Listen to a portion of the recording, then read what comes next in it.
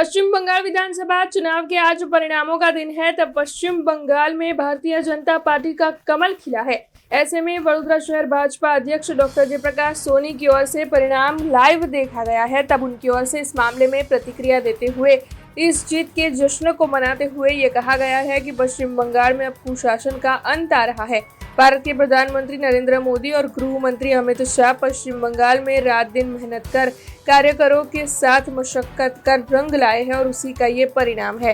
तब आपको बता दें कि प्रधानमंत्री नरेंद्र मोदी ने वहां पर चुनाव प्रचार के दौरान जो झालमुड़ी खाई थी वो काफी ज्यादा मशहूर हो गई थी। तब अब गुजरात में भी झालमुड़ी का बाजार आएगा, ऐसा भी वडोदरा शहर भाजपा अध्यक्ष डॉक्टर जयप्रकाश सोनी का कहना है। और साथ ही उन्होंने ये भी कहा है कि पश्चिम बंगाल जाकर उनकी ओर से इस जीत के जश्न को मनाया जाएगा। गुजरात प्रदेश आदेश देगा, उसके बाद वडोदरा से पश्चिम बंगाल में हुई भारतीय जनता पार्टी की जीत का जश्न भी मनाया जाएगा, ऐसा भी वडोदरा शहर भाजपा अध्यक्ष ने कहा है। तब आइए सुनते हैं इस मामले में वडोदरा शहर भाजपा अध्यक्ष डॉक्टर जयप्रकाश सोनी की प्रतिक्रिया। गंगोत्रीથી ગંગાસાગર સુધી ભારતીય જનતા પાર્ટીની સરકારો પહેલાં બનેલી જ છે। માત્ર પશ્ચિમ બંગાળ એક રાજ્ય એવું હતું કે જેમાં છેલ્લા 2 વખતથી સખત મહેનત પરિશ્રમ અમારા કાર્યકર્તાઓ કરતા હતા। ખૂબ કાર્યકર્તાઓના બલિદાન પણ આ બંગાળ લેવા માટેના થયા છે। હું સૌ કાર્યકર્તાઓને ખૂબ ખૂબ નમન કરું છું, પ્રણામ કરું છું અને શહીદોને હું શ્રદ્ધાંજલિ પણ આપું છું જેમણે બંગાળમાં સંઘર્ષ કર્યો છે અને બંગાળની જનતાને આ જે પ્રકારનું શાસન હતું એક પ્રકારનું કુશાસન કહી શકાય, કુશાસનમાંથી આજે બંગાળ મુક્ત થવા જઈ રહ્યું છે। એનો આનંદ પૂરા દેશની અંદર વ્યાપી રહ્યો છે અને બંગાળ એક સરહદી રાજ્ય હોવા સાથે એની એટલી ચિંતા કરવી પણ આવશ્યક છે।